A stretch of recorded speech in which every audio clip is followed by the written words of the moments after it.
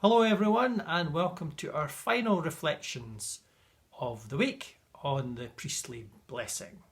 Let me read the passage in its entirety. The Lord said to Moses, "Tell Aaron and his sons, this is how you are to bless the Israelites. Say to them," and then comes the triad of verses that we've been looking at. "The Lord bless you and keep you. The Lord make his face shine upon you and be gracious to you. The Lord lift up his countenance upon you and give you peace.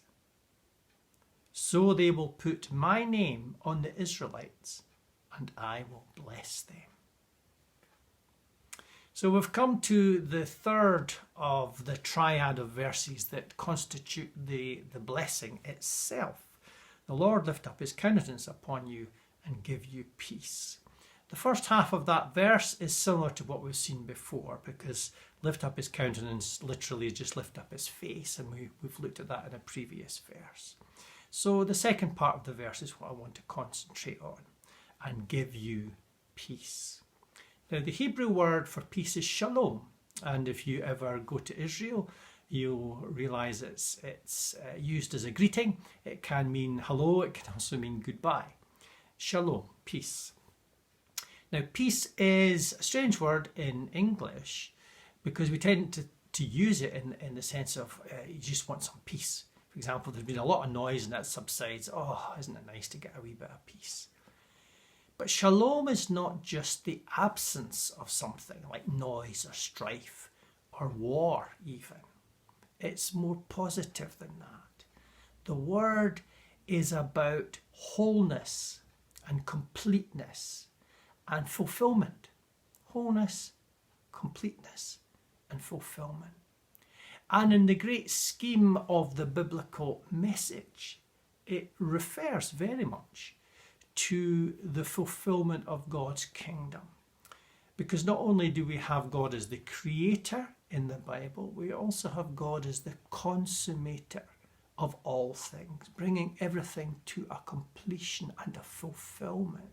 And we're on that road, future orientated, as you've heard me say a few times in reflections and indeed in Sunday sermons, towards this final goal. So the shalom we get now, in a sense, is embryonic form, or to change the metaphor, it's like a seed that grows and needs to be nurtured, but eventually will become something big and marvellous. So the little acorn of grace or love or goodness or blessing that God gives us will grow into a huge oak tree. And that's the vision for the future of humanity and for our world. And we're caught up in the mission to do our best to try and implement that where we are and who we are at any given time. So shalom is the goal, and it's something wonderful. But let's think about the other English word here, give you peace. In a sense, that's a wee bit misleading because the Hebrew word is not used here, is not one of the several words that could be used for to give. It's sum, and it means to put or to place or to appoint. Now that doesn't come across in the English translation. But the key to this is in the verse that wraps the priestly blessing up, and that's the final verse. So they will put my name on the Israelites, and I will bless them. So after the priestly blessing, there's that final verse. So they, meaning the priests, will put my name on the Israelites, and I will bless them. Now in 2 Kings chapter 21, God says, I will put my name on Jerusalem. And again, it's the same Hebrew word, sum. And it means, in a sense, that this is then designated as a special place, set apart for something special to happen. So what is true of a place, and here of a holy city, is true of the Israelite people. God places his name upon them because they've been separated out for something special. Not for privilege, but for service, for mission. And that's where we can misunderstand the idea of God choosing people. It's not because they're special, It's because God wants to do something special in them. So that's the mission and that's the calling. And as we approach this Sunday, which of course is Pentecost Sunday, the birth of the church, that's an exciting background for us to reflect on. What God has started, he will finish.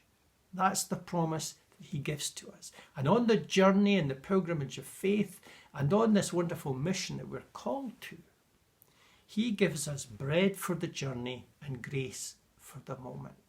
And that's why it's good for us to go back to these words of the blessing and to remember what God has promised to us to equip us for this life and for this mission as a church. So let me conclude by reading just the triad of verses again. The Lord bless you and keep you. The Lord make his face shine upon you and be gracious to you. The Lord lift up his countenance upon you and give you peace. I hope in unpacking some of these words and these verses this past week has given you a deeper understanding of this amazing blessing, and that when you read these words or hear them spoken again, there'll be some things that you will remember. Thank you for joining me on the journey and exploration of these marvellous words this week. Thank you for watching. See you on Sunday, and God bless you all.